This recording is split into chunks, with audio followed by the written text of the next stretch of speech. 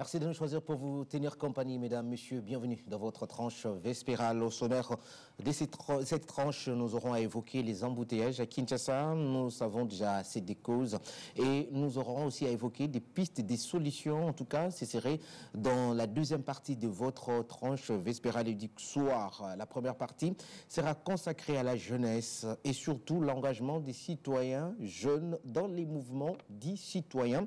Et nous voulons savoir pourquoi on les appelle mouvements citoyens, pourquoi pas simplement des membres d'une société civile. Est-ce que c'est un parti politique qui est masqué sous un mouvement citoyen? Toutes les questions à répondre, à savoir, ce serait avec Dieu merci Moliki qui sera de la partie pour répondre à toutes ces questions. Première partie d'Éduxoir, c'est parti juste après cette petite pause, on se retrouve juste après. Un pas de plus avec vous. Un pas pour vous servir mieux qu'avant. Cette structure a pour objectif de soutenir les femmes et d'encadrer la jeunesse congolaise dans son ensemble. Éduc TV est sur Canal+. Tous nos programmes désormais en mieux, en clair et en direct sur le canal 356, 24 heures sur 24. Toutes nos équipes sont mobilisées. Éduc TV, une image, 1000 leçons.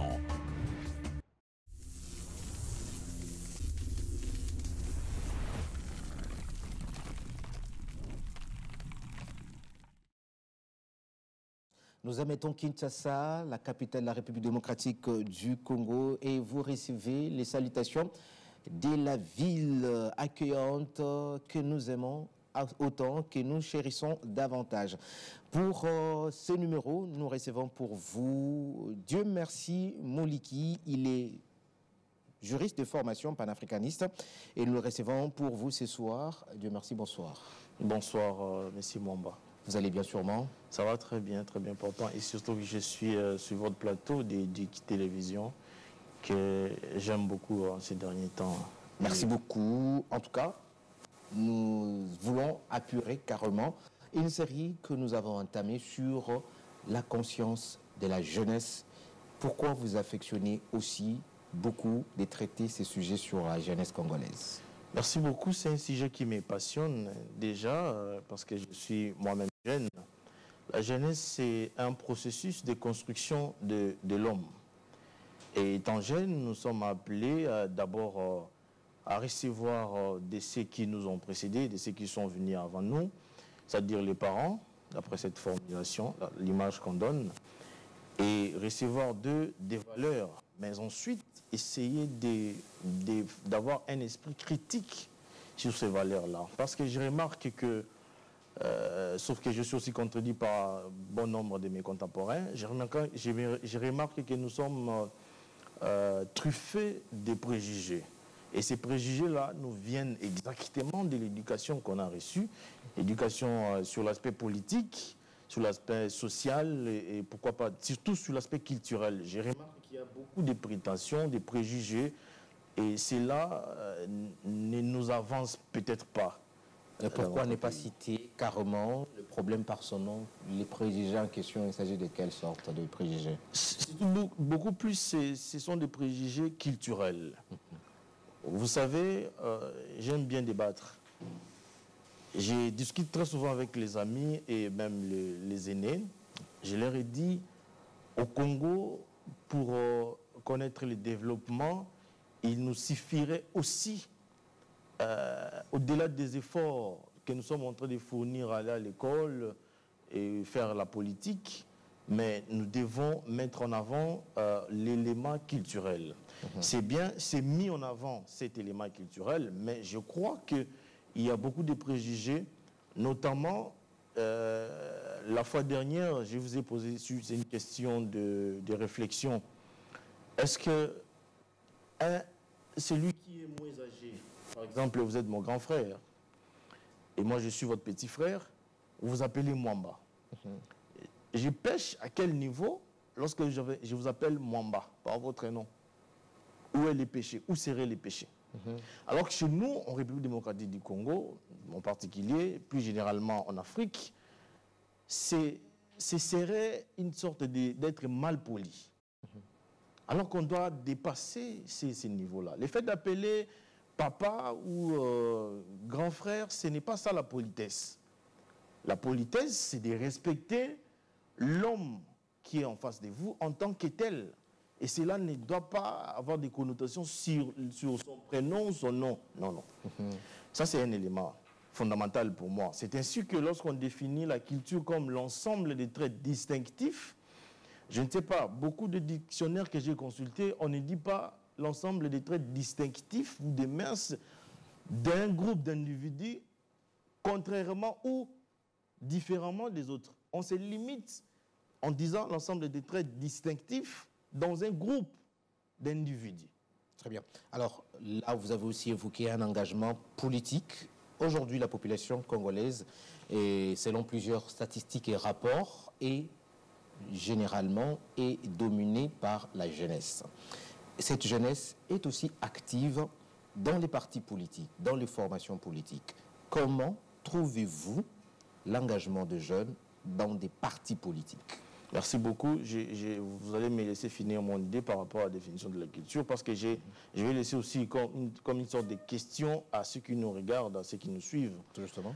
Lorsqu'on dit l'ensemble des traits distinctifs d'un groupe d'individus, alors moi je me pose la question de savoir si la culture n'est juste que l'ensemble des traits distinctifs, c'est-à-dire l'ensemble des traits qui nous différencient, qu'en est-il de l'ensemble des traits communs entre les individus, les groupes d'individus? J'en passe. Je ne sais pas si vous avez saisi la pertinence. Alors, par rapport à l'engagement de la jeunesse, comme je le disais, d'ailleurs moi-même je suis jeune, et la constitution de mon pays me reconnaît aujourd'hui en tant que citoyen parce que je suis passé à l'âge de 18 ans, aujourd'hui j'en ai plus, et ce qui m'oblige à m'y engager, c'est je me vois répondre à un devoir. Et je me vois répondre à un devoir, je me vois en train d'essayer aussi de mettre la main dans la pâte. Parce que ce pays nous a été légué par les colons après sa création. Et lorsque j'ai fait l'analyse sur les deux époques, comprenez que moi, je suis fan des colons. C'est ce que je doute. Est-ce que vous n'êtes pas généralement dans votre casquette purement nostalgique? Pourquoi être aussi nostalgique jusqu'à cette fois? Bon, je ne savais pas que cette réflexion ferait de moi un nostalgique, alors que c'est moi qui traite les autres des nostalgiques. Donc c'est une flèche d'aller accompagnée d'une flèche retour. Vous affectionnez plus les passés que... Ce n'est pas moi qui affectionne les passés. Au contraire, ce sont mes contemporains qui affectionnent plus les passés. Parce que c'est comme ça qu'on nous a éduqués. On nous a dit que, puisque les colons étaient venus, il nous a... D'ailleurs, je signale, je serais trop cru, d'ailleurs, il n'a pas s'agi de nous, cette génération d'aujourd'hui. Ouais. Il a s'agi d'une génération passée très, très, très longtemps, très lointain. Et je trouve qu'on ne peut pas continuer à demeurer dans cette narration-là. C'est fait une époque qui est arrivée. Et cette époque-là se justifie exactement, véritablement par rapport à ces contextes d'hier. Aujourd'hui, on n'est plus dans ces contextes-là. D'où je trouve insensé que l'on soit toujours dans des groupes de réflexion en train de dire que tout ce que nous subissons aujourd'hui, si les pays n'avancent pas, c'est parce qu'il y a eu invasion de l'homme blanc. Et moi, je me dis, on ne peut pas continuer à rester. Alors, on parlait de l'engagement des jeunes. C'est tout à fait logique que les jeunes s'engagent. Parce que ce sont eux qui ont encore le sang chaud. Pourquoi? Parce que si on ne s'engage pas, l'on serait aujourd'hui comme le vieux qui disent, d'ailleurs, il y a une expression qui dit, si la jeunesse savait, la vieillesse pouvait. Donc, la jeunesse, c'est elle qui possède toute l'énergie, toute la force. Et par conséquent, elle doit s'en servir. Si nous ne nous en servons pas de l'énergie que nous avons, demain, nous serons en train de regretter. On serait tout le temps en train de regretter, comme c'est le cas aujourd'hui. Ceux qui sont adultes, ceux qui dirigent, comprenez cette image-là, ils sont en train de regretter.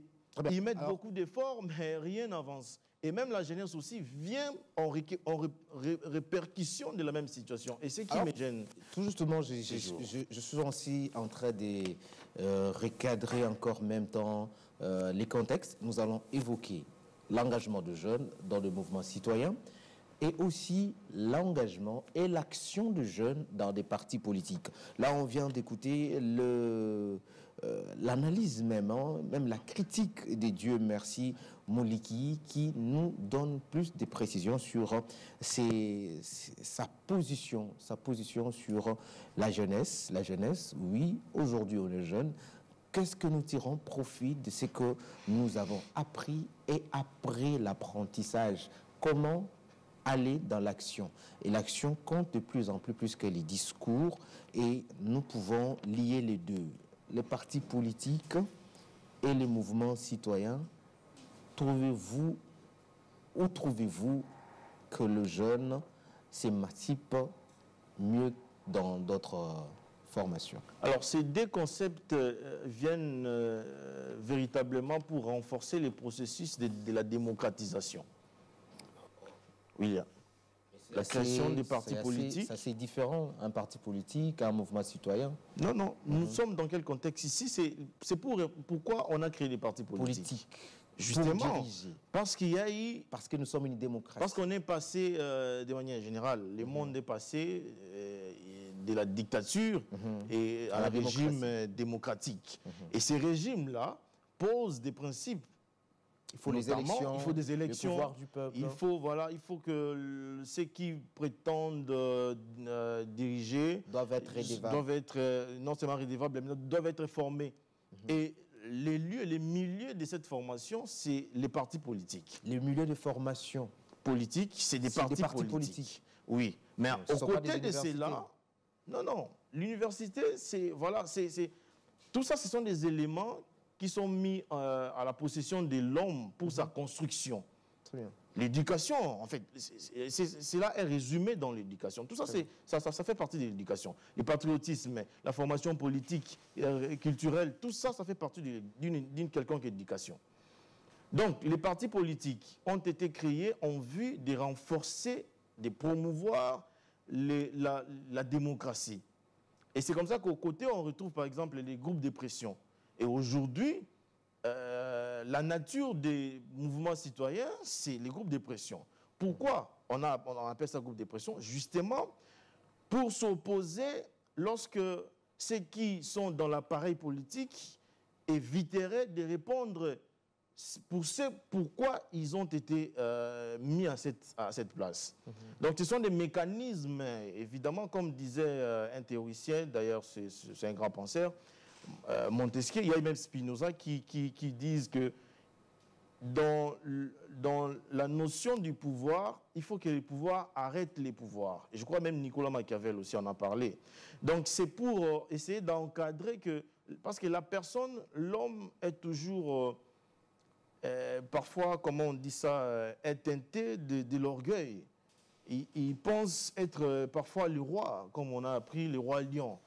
Et donc, pour que cet homme-là ne soit pas arrivé à ce stade-là, il faut qu'on lui mette des mécanismes de contrôle pour le contrôler. Pour qu'on fasse plus d'hommes, d'empereurs, de rois ou de dictateurs, justement. C'est-à-dire que nous sommes dans un contexte purement démocratique où on doit avoir des élections. Et des élections doivent être venues aussi de la formation notamment des gens dans des partis politiques. Parce que c'est quoi le rôle d'un parti politique? C'est la recherche des pouvoirs et les maintenir le plus longtemps possible. Mais ce qu'on remarque au Congo, c'est bien dommage. Les jeunes s'engagent toujours. Mais seulement que nous sommes désorientés. Ceux qui créent des partis politiques, ils ont été jeunes hier. Ils ont critiqué ceux d'avant-hier. Mais lorsqu'ils arrivent, pourquoi ils n'essayent pas de mettre en place un programme politique coordonné et ordonné? On ne parvient pas dans notre pays. Depuis 64 ans, c'est compliqué dans notre contexte politique congolais. Donc, cela ne permet pas alors que les jeunes se sentent très, très valorisés et engagés. C'est ainsi qu'ils sortent dans des partis politiques, quoi qu'il y ait encore une masse dans des partis politiques pour Justement. créer des... Mais ici, je parle de la citoyens. méthode, le modus operandi de jeunes dans les partis politiques et de pratiques de jeunes dans le mouvement citoyen. Ça semble être un peu différent. Est-ce que vous trouvez cette différence? Parce que j'estime tout simplement qu'il y a plus de liberté d'opinion dans des mouvements citoyens. Les jeunes se sentent un peu déployés quand ils sont dans des mouvements citoyens, parce que la plupart de ceux qui gèrent ces mouvements-là sont notamment des jeunes. Quoi de plus normal que l'on se comprenne entre nous que lorsqu'on discute avec un vieux. Et dans des partis politiques, c'est ça maintenant les problèmes. La guerre des générations. Hein. Dans les partis politiques, c'est ça les problèmes. Mais les vieux risquent de nous haïr, tout comme nous aussi, on critique beaucoup les vieux. Mais ça dit que c'est une sorte d'engrenage. Pourquoi? Parce que la base, c'est l'éducation. C'est-à-dire que lorsque ceux qui précèdent les autres doivent prendre des responsabilités, doivent garantir un avenir meilleur pour ceux qui vont venir après. Malheureusement, chez nous, ça ne se passe pas ainsi. C'est ainsi qu'il y a eu une sorte de conflit générationnel. Parce que la génération d'avant ne répond pas aux besoins de la postérité. Et c'est ça exactement. Parlant des partis politiques, ceux qui créent des partis politiques sont notamment des dirigeants, des vieux, comme on a l'habitude de dire. Et ces personnes-là considèrent d'ailleurs ces partis politiques comme leurs étalages. Comment ça, non? Les partis politiques au Congo sont des mallettes de ceux qui les ont créés. Ils veulent transmettre une idéologie, pas dans le sens de d'expliquer les valeurs démocratiques. Des mallettes, pourquoi? Parce que quand ils écrivent, imaginez quelqu'un crée son parti politique. Comment il procède? Il doit avoir des institutions compétentes pour l'agrément, oui. Mais en dehors de l'agrément, il y a un aspect financier qui entre en jeu. Donc, il débourse de son argent. Oui, l'homme est orgueilleux. L'homme est orgueilleux. Naturellement, l'homme est orgueilleux. Et la main qui donne, c'est la main qui domine. C'est ça. Et la main qui donne, c'est la main qui donne. Et la main qui est tendue, c'est la main qu'on domine. En fait, c'est ça. C'est comme ça qu'on dit les choses, non? Je crois. Donc, et quand quelqu'un crée son parti politique avec son propre argent, et comprenez qu'il impose une certaine idéologie qui s'écarte de l'idéologie politiquement correcte. Là, maintenant, ce n'est plus l'idéologie politiquement correcte, c'est son idéologie. Il veut que tous ceux qui sont derrière lui réfléchissent comme lui. C'est comme à l'église. Lorsqu'il lui dit « Alléluia », tout le monde doit dire « Amen ». « Amen, Daddy ». Et c'est ça les combles. Et ça devient une manipulation de la jeunesse. C'est vraiment de la pure manipulation. Et dans le mouvement citoyen, ça ne dans se les passe partis pas comme politiques, à peu près, dans les partis politiques, laissez-moi finir mon idée. Et je voudrais évoquer ici une philosophe française, Simone Veil. Elle a parlé de... Elle a donné, dans son essai de 1940, elle a essayé de parler, de critiquer, de faire une critique très acerbe à l'égard des partis politiques. D'ailleurs, elle recommandait qu'on devrait supprimer les partis politiques parce que les partis politiques ne jouent plus véritablement leur rôle classique. Conquérir le pouvoir, exercer le pouvoir, c'est maintenir au pouvoir. Oui, mais préalablement, il doit avoir une formation. C'est-à-dire que les gens, quand ils vont dans des partis politiques, c'est comme des ateliers aussi de savoir, mais des formations politiques. Comment on doit gérer, comment on doit réfléchir en politique, quelles sont les actions à mener. Mais aujourd'hui, les partis politiques ne répondent pas à cette exigence-là. C'est plus l'idéologie de son créateur qui est au centre de tout. Et cela ne permet pas que les jeunes qui adhèrent réfléchissent de manière libre. Vous devez réfléchir sur l'opinion, sur les émotions de votre dirigeant, comme on a l'habitude de dire, l'autorité morale. Et la réponse à ça serait quoi? La réponse à ça serait, je suis dans l'école de Simone Veil. Vous savez, si on doit faire des réformes, déjà, on doit engager des réformes dans notre pays, j'estime qu'on doit procéder à la suppression à 80% des partis politiques existants au Congo. Parce qu'aujourd'hui, on en compte plus de 1500 partis politiques au Congo. Dans vos plaidoyers des pour la partis politiques suppression des partis qui politiques. ne s'identifient en aucune idéologie politique. Par exemple, sous d'autres cieux, on a les rassemblements. On sait que non, les rassemblements réfléchissent comme ça. On sait que les insoumis des Jean-Luc Mélenchon, ils sont de la gauche. Chez nous, il n'y en a pas. Tous les partis politiques au Congo sont presque socialistes. À quoi bon alors en avoir 1500? Il faudrait procéder à la suppression. Et on restait peut-être avec 4 ou 6. Sociodémocrate, vous restez dans le parti socialiste. Oui, vous fusionnez tous les partis. Oui, vous imaginez, vous imaginez. D'ailleurs, j'ai comme... Non, c'est même pas une impression. Prenons les exemples. J'ai lu les notes de sociodémocrates, oui. Le MLC, la même idéologie. Oui, l'UDPS, la même idéologie. Et dans tout, ils forment un seul parti politique. Oui, il doit être fusionné. Un seul? Oui. C'est-à-dire que de quitter 1500, en fait, c'est l'une des idées, en fait, de quitter 1500 à 6 partis politiques. Alors, cela va exiger que certains partis politiques se fusionnent. C'est comme ça qu'on doit procéder. Avec nos réalités congolaises, comment vous trouvez votre proposition d'abord? Ma proposition... avec nos réalités congolaises. Avec nos réalités, en tout cas, c'est comme de l'eau qu'on verse sur les plumes d'un canard. Au Congo, réfléchir positivement devient très complexe. Très complexe. Parce que nous sommes caractérisés, vous allez me permettre, cher Mwamba, nous sommes caractérisés, et moi j'ai pitié de ma jeunesse, ma génération, nous sommes caractérisés par une incapacité qui ne dit pas son nom. Et j'ai pitié... Incapacité de faire incapacité. quoi? Incapacité de gestion, de gérer la société, sur tous les plans. Sur le plan de l'éducation, sur le plan politique, sur tous les plans. Donc vous doutez de la jeunesse? Faites une statistique. Vous doutez de cette jeunesse? J'en doute énormément. Je suis désolé de le dire, j'en doute énormément. Parce qu'on nous a désorientés, nous sommes une génération sacrifiée. Et ça, je l'avoue. Pourquoi la jeunesse, au finish, se trouve toujours sacrifiée? Mais, je l'ai dit tantôt. C'est le mot que la jeunesse brandit chaque fois, quand elle n'est pas mesure de bien faire les choses. Nous sommes déjà sacrifiés. C'est avec raison. En partie, c'est avec raison.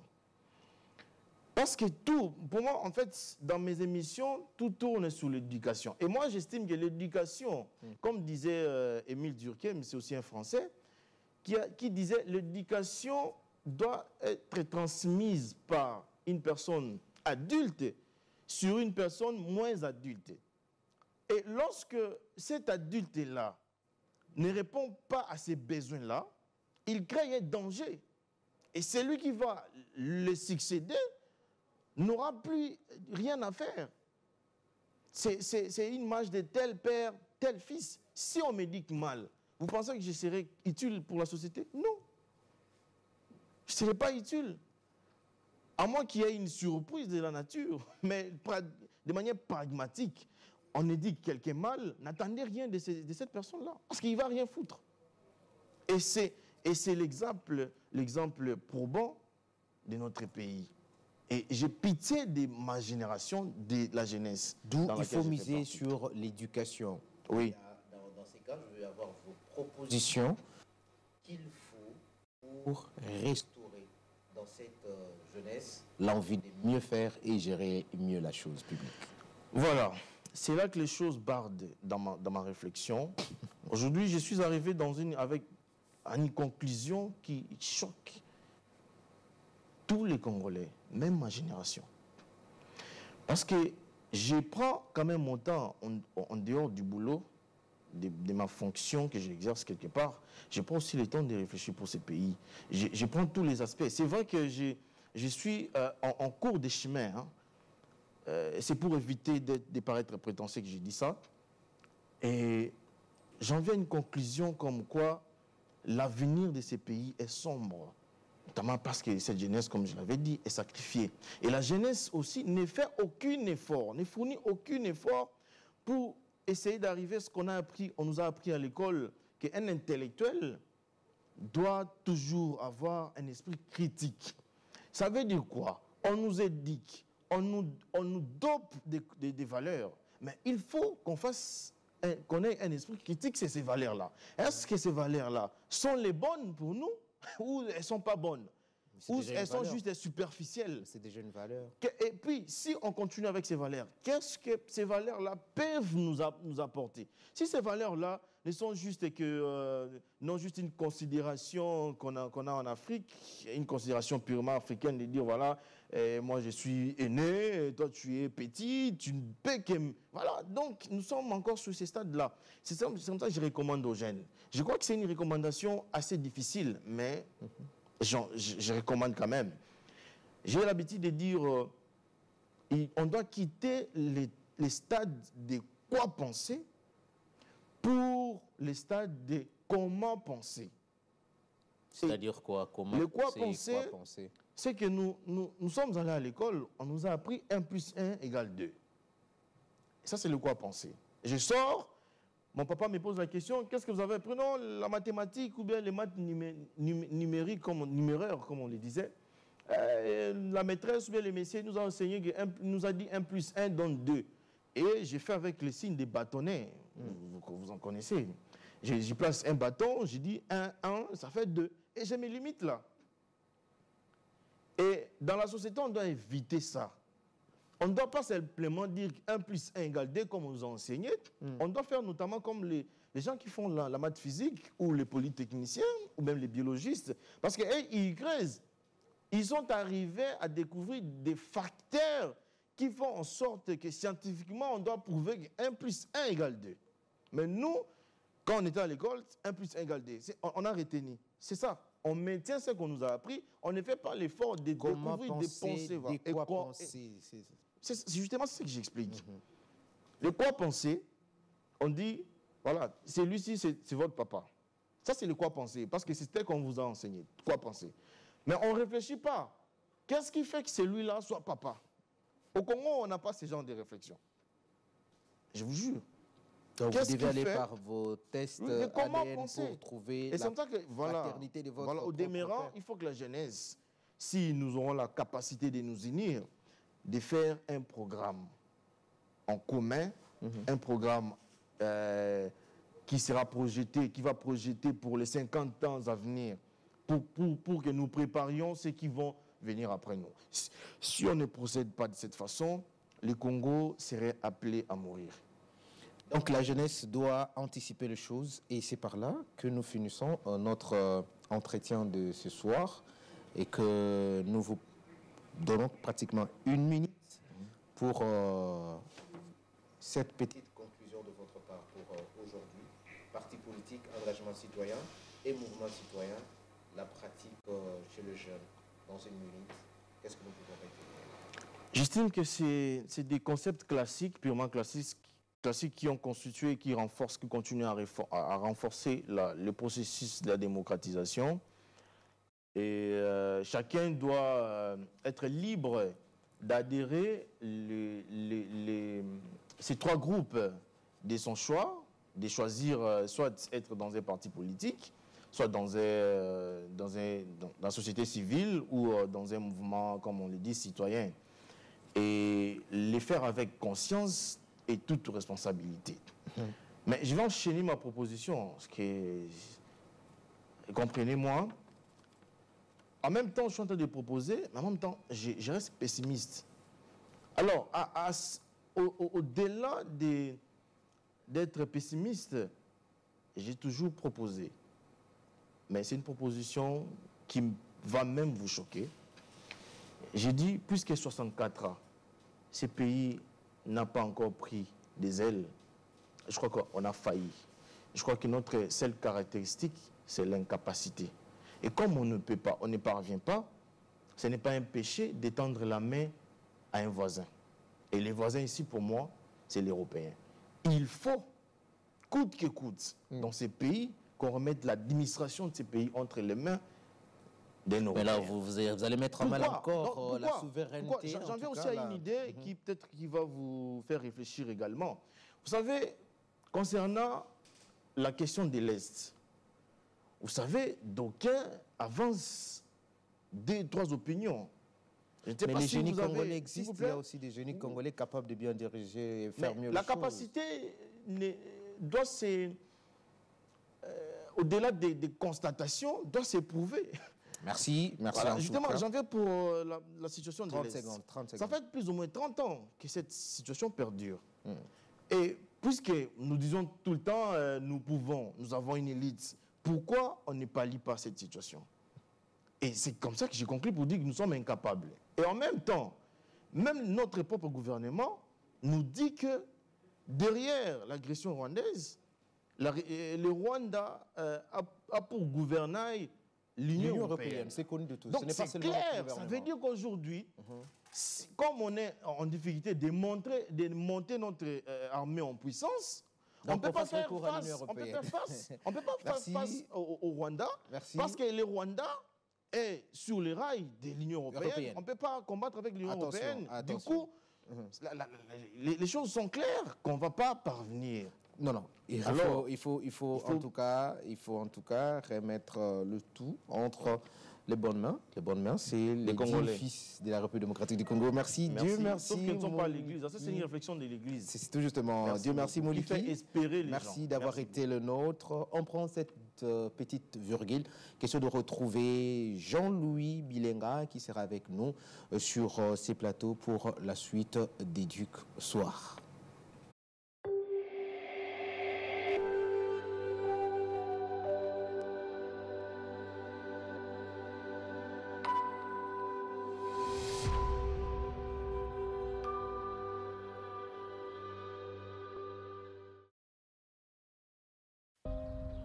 Nous devons ensemble avoir conscience que nul autre que nous-mêmes ne viendra sauver notre nation et que cela exige de chacun de nous une mobilisation tous azimuts.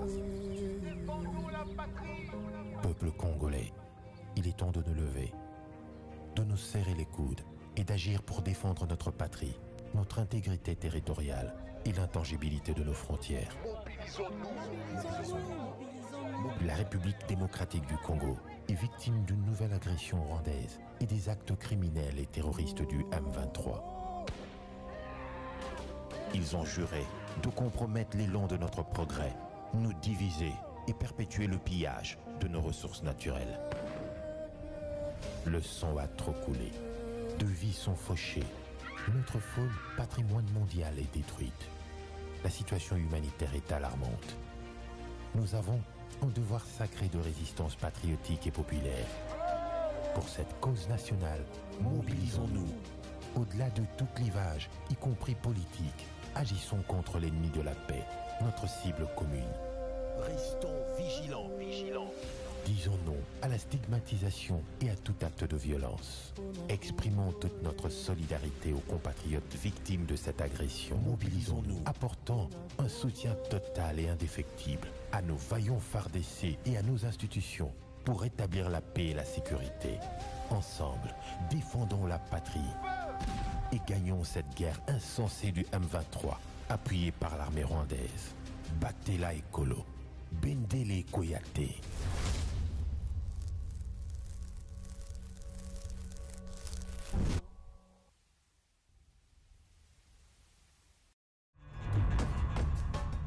Un pas de plus avec vous.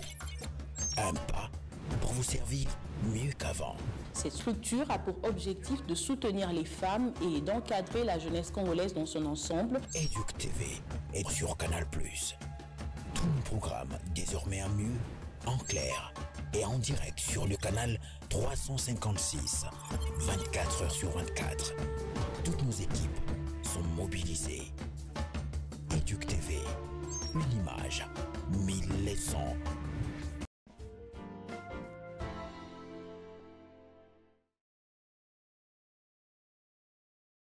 De retour sur ces plateaux, je les rappelle encore que nous émettons depuis Kinshasa, capitale de la République démocratique du Congo. Vous êtes en train de regarder la télévision de l'éducation, Éduc Télévision, de ce ministère de l'Éducation nationale et nouvelle citoyenneté. Mesdames, Messieurs, nous continuons avec Éduc Soir. Nous recevons notre deuxième invité, il s'agit de Jean-Louis Bilenga, qui est un expert en transport multimodal et logistique. Nous recevons Jean-Louis, bonsoir. Bonsoir, M. Dewar Mwamba. 2 semaines, un mois, Oui. qui Kinshasa vit sous les rythmes alternés des sens uniques. Est-ce une solution pour carrément réduire les embouteillages à Kin? Merci pour la pertinence de la question. J'ose croire que nous sommes dans l'approche axée sur les résultats. Très bien. Et donc, vous, en tant qu'usager de la route, moi aussi compris, nous devrions juger à partir du moment où les mesures ont été mises en exergue, leur effectivité et c'est quoi l'amélioration sur la mobilité. Vous avez la réponse, je ne voudrais pas... Non, vous avez le choix et vous avez l'antenne. On ne vous réduit pas, en tout cas, votre expression. Si vous avez la réponse selon vos observations, vous pouvez nous dire. Oui, l'état des liés est Kakoshim. Ça, nul ne peut l'ignorer. La situation, bon, les mesures qui ont été prises par les autorités dans le sens de fluidifier le trafic n'ont toujours pas donné les résultats escomptés, ce qui ramène à une réflexion avérée. Mais certains se sentent beaucoup plus allégés, surtout la partie ouest de Kinshasa. La partie est, elle, estime qu'il faut encore plus des mécanismes pour alléger. La partie centre, quant à elle, ne se plaint pas du tout. Bon, c'est vous qui le pensez de la sorte, parce que avant que je n'arrive ici sur votre plateau, j'ai été bité à des contraintes énormes dues à la mobilité. Et donc, les embouteillages persistent et sont devenus pérennes sur l'ensemble de la ville. Et raison pour laquelle nous, en tant que passionnés du secteur, nous ne devrions pas nous taire. Nous avons eu le privilège en ce jour de passer sur votre plateau et montrer dans quelle mesure on peut réduire les embouteillages, parce qu'on ne sait pas éradiquer les embouteillages, c'est partout dans le monde. Il est maintenant question de réduire l'impact des embouteillages dans la ville de Kinshasa. Et ceux qui disent que les embouteillages, c'est pour les grandes villes. Vous ne pouvez pas être une grande ville sans faire face aux embouteillages. Absolument. Je venais de le dire tantôt. Les embouteillages, certes, sont liés à la mobilité dans des grandes villes, mais ça ne doit pas rester pérenne. Ici, nous sommes dans une situation de pérennité des embouteillages. Alors que vous êtes expert et chercheur dans le transport multimodal. Absolument. Et expert en logistique aussi. Tout à fait.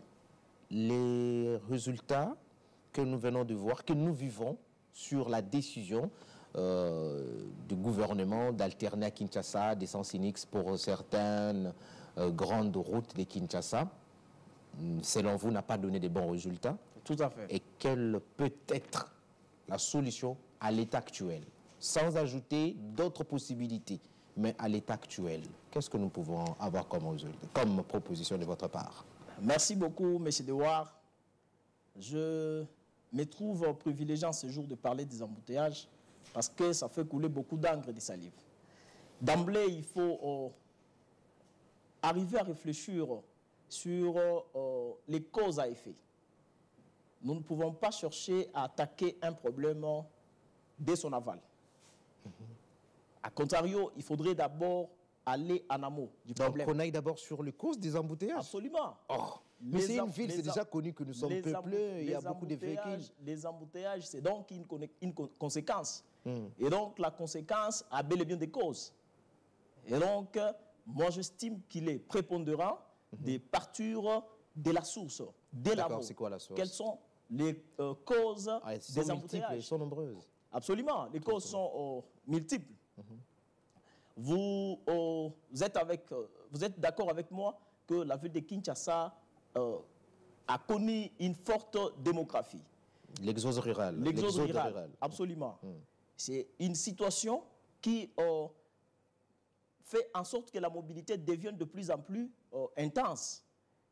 Et lorsqu'il y a l'accroissement de la population, la nécessité de créer des routes s'est fait vivre.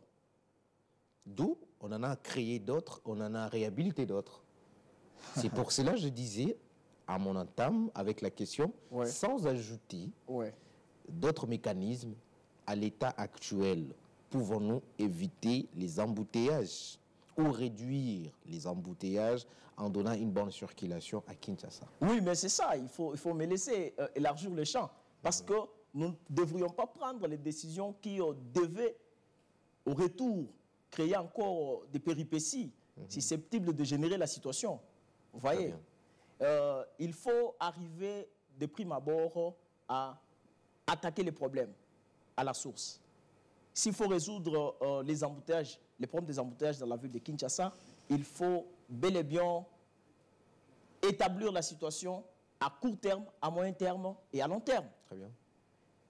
À très court terme, pour ce qui est des embouteillages dans la ville de Kinshasa, il faut mettre beaucoup d'accent sur la régulation. Les principaux rôles de l'État dans la politique des transports sont l'offre des infrastructures de transport, la régulation et l'offre des moyens de transport. Donc ça, ce sont des rôles qui sont régaliens dans l'État. Donc ça revient à l'État. L'offre des services de transport. Offrir les routes, les infrastructures de transport, offrir les moyens de transport et puis réguler le marché de transport. Ça, c'est purement ce qui revient à l'État. Très bien. Alors, vous allez... Donc ce secteur-là n'a jamais été libéralisé jusqu'ici. Non, la main forte de l'État qui gère. Je parle très bien. On ne peut pas construire, un privé ne peut pas construire même 2 cm de route. Je ne suis pas en train de dire ça, j'ai dit les rôles principaux. Donc je parle de ce qui est régalien à l'État. L'État doit avoir les monopoles naturels. L'État doit avoir les monopoles naturels. Quand bien même un particulier peut interagir dans les secteurs, qu'à cela ne tienne, c'est l'État qui doit avoir... Mais la régulation, c'est les domaines privés. C'est les domaines exclusifs de l'État. L'État doit réguler le marché. Alors, la régulation se fait comment dans la ville de Kinshasa? Beaucoup de nos routes sont muettes, les routes qui ne parlent pas.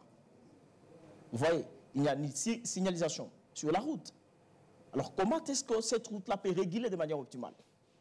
Vous voyez, ce sont des problèmes très majeurs qui fait que la mobilité des usagers de la route dans la ville de Kinshasa devient de plus en plus cauchemardesque.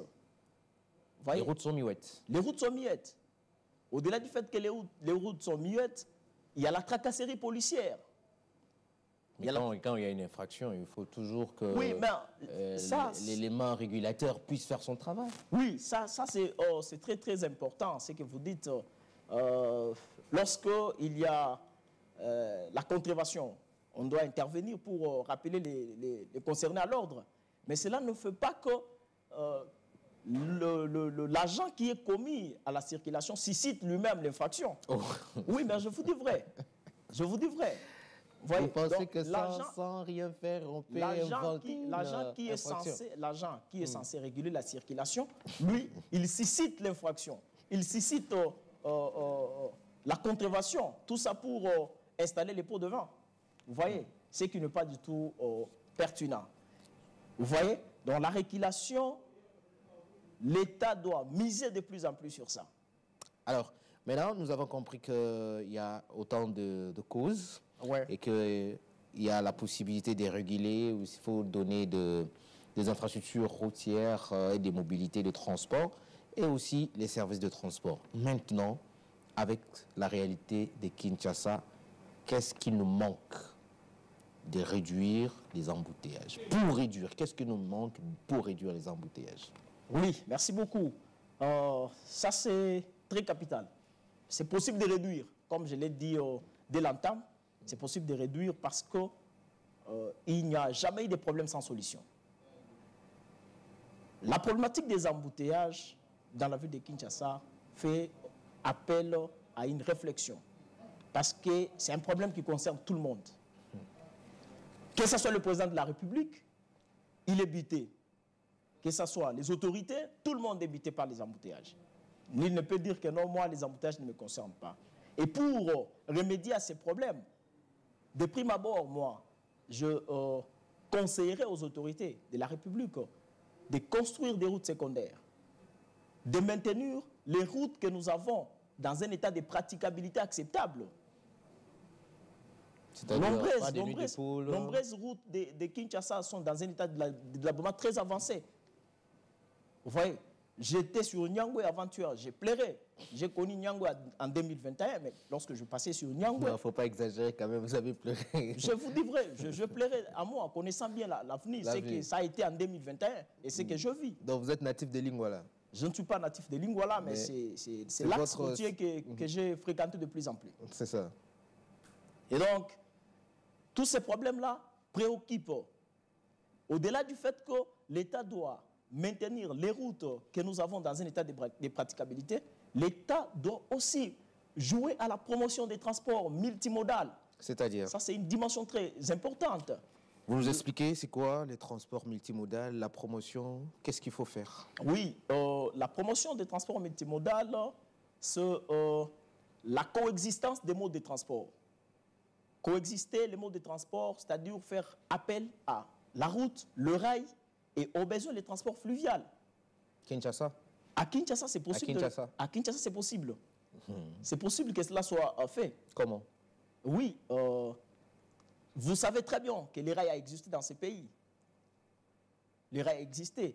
Car central... Les rails existent à Kinshasa? Ça existe, oui. Mais pourquoi pas ne pas mettre cela en effectivité? Pourquoi ne pas faire la promotion de cela?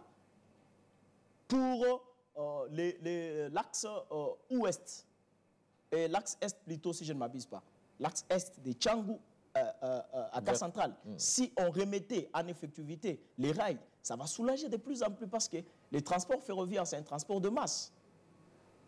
Vous voyez, en lieu place que 20 000 habitants de Tchangou prennent les transports routiers, ils vont converger du côté ferroviaire et ça va assouplir la voie routière. C'est ça l'importance de la coexistence des transports multimodaux. Lorsqu'on met ensemble les modes de transport, ça soulage des parts et d'autres. Et Kinshasa peut exploiter le fleuve pour tirer un moyen de transport? C'est une colonne vertébrale. Le transport fluvial est possible avec le fleuve Congo, qui nous donne le plus de privilèges. Maluku et de l'autre côté, Cité du fleuve. C'est possible. Pourquoi pas mettre cela en exergue? Pourquoi pas?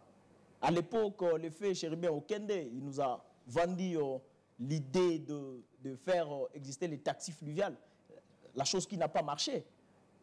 Et si cela est de plus en plus promis, ça peut soulager les trafics. C'est parmi les solutions. Toutes les grandes villes du monde, vous allez trouver que le transport multimodal est mis en exergue. C'est ce qui peut aider. Continuer avec les monomodales, la voie routière, avec des états, avec l'état des routes très délabrées, c'est une situation qui va de plus en plus nous faire pleurer. Et il n'y aura plus d'amélioration. Mais il y a où il y a des bonnes routes, mais il y a quand même des embouteillages. Je n'en disconviens pas, M. Dewar. Je vous ai dit que les embouteillages sont bel et bien inhérents à la mobilité. Mais ce qui décourage de plus en plus, c'est le fait que ces embouteillages deviennent pérennes. Des embouteillages qui durent 3, 4 heures, 5 heures du temps. Vous êtes dans une situation de congestion très grave. Et ça... Et le chemin de fer, vous pensez que ça va réduire carrément, sensiblement ces problèmes? C'est une solution géniale, par excellence. Vous voyez, c'est une solution par excellence. Lorsqu'on fait la promotion du transport ferroviaire, vous constaterez qu'il y aura du soulagement. Mais ça ne se construit pas. Ça aussi, c'est ça le piège. Ouais. Une route peut se construire dans 5 mois. Ouais. Vous avez déjà un outil, une infrastructure. Mais les chemins de fer, vous êtes expert en transport. Oui. Ça prend autant des années que ça peut prendre. Oui, absolument. Mais on doit mettre de l'accent parce que nous sommes en train de parler des solutions. C'est ça. On ne peut pas mettre de côté cela. C'est une solution. Il y a des solutions. Je vous ai parlé des 3 niveaux. À court terme, à moyen terme et à long terme. À court terme, je vous ai parlé de mettre l'accent sur la régulation. On doit réguler de manière optimale. On doit renforcer la sécurité et la sûreté sur la voie routière. On doit recycler les prestataires concernés. Vous voyez, nous avons un problème de sous-qualification des engins concernés. Là, c'est à court terme, mais qui appelle encore à beaucoup de contraintes. Ah, non, il n'y a pas de contraintes. Il y a des contraintes, des formations, des mises à niveau, des régulations aussi dans ces secteurs-là. La formation peut se donner dans un jour, si c'est que vous ne connaissez pas. Au grand mot, grand remède, vous pensez qu'une formation d'un jour palliera à un grand besoin de plus de 20 ans aujourd'hui? Absolument. Les prestataires concernés, quand je parle des conducteurs, il est question de rappeler à l'ordre. Monsieur, voilà les dispositifs que vous devez mettre en effectivité lorsque vous êtes au volant. Vous ne devriez pas vous arrêter là où il n'y a pas l'aire de stationnement. Vous ne devriez pas embarquer en pleine chaussée. Vous connaissez les routes de Kinshasa? Gérard, le boulevard Lumumba, où on trouve des aires de bus, des arrêts de bus, des abribus, sur le boulevard du 30 juin, et les quelques cars rares sur l'avenue Poids-Lourd. Imaginez-vous d'autres routes de Kinshasa avec ou sans abribus, ou sans arrêt de bus. Comment ils vont faire? Et pourquoi pas en faire? C'est dit dans votre proposition à court terme. Oui, et pourquoi pas en faire? Proposition à long terme. J'étais encore à court terme. Il fallait me laisser le temps de passer à moyen terme pour que vous puissiez comprendre exactement là où je suis. Et à moyen terme, vous allez tomber dans ce que vous venez de dire. Il faut réaménager les aires de stationnement, les parkings et les arrêts de bus. Ça, c'est à moyen terme. À moyen terme, il faut faire la promotion du convoiturage. C'est-à-dire? Le convoiturage, c'est l'occupation d'une voiture par des ou plusieurs ménages, voire trois ménages. On peut arriver à ça. Ici, c'est possible, pourquoi pas? Chacun a sa destination, vous mais c'est de voir, vous n'allez pas me dire que, par exemple, je prends les quartiers Misa. Vous n'allez pas me dire qu'en Misa, il n'y a qu'un seul ménage qui part au centre-ville. Vous voyez? Si vous et moi habitons dans un même quartier, on peut accepter d'utiliser une seule voiture. On prend votre voiture, je laisse ma mienne. C'est pour le bénéfice de tous. OK. C'est ça, ça se fait. Ailleurs, qui va payer le chauffeur, qui va payer l'entretien, qui va payer... C'est question de se comprendre. Nos cultures, on se connaît. Alors, proposition à long terme. Absolument. À long terme, là, on va maintenant arriver à ce que je venais de dire, la création du système de transport multimodal. Très bien. La promotion du système de transport multimodal. Le système de transport multimodal doit être mis en exergue. Et en dehors de ça, il faut aussi identifier les besoins de la mobilité. Ça fait appel à la notion du recensement. Je quitte d'un point X pour un point Y. Absolument. Il faut encore un besoin de recensement pour me mettre à ma disposition un moyen de transport. Statistiquement, ça se signifie, monsieur Edouard, monsieur Edouard. Il s'agit bien évidemment d'un besoin. Il faut arriver à déchiffrer à combien s'élèvent les taux de la demande de transport dans la ville de Kinshasa. Combien de citoyens veulent se déplacer? Et lorsqu'on a les nombres, les chiffres précis de la demande de transport, on peut aussi augmenter les taux de la motorisation. Très bien. Sûrement, on aura exploité ça dans nos prochains numéros parce que nous sommes arrivés à la fin. L'État nous a fait vraiment défaut, ces côtés des recensements et identification du besoin que nous n'aurons pas à exploiter ce soir. Dommage. Peut-être dans nos prochains numéros. Jean-Louis Bilenga, merci d'avoir été le nôtre. Merci beaucoup. Merci à vous également, très chers téléspectateurs. Et dix soir, c'est terminé. Au revoir.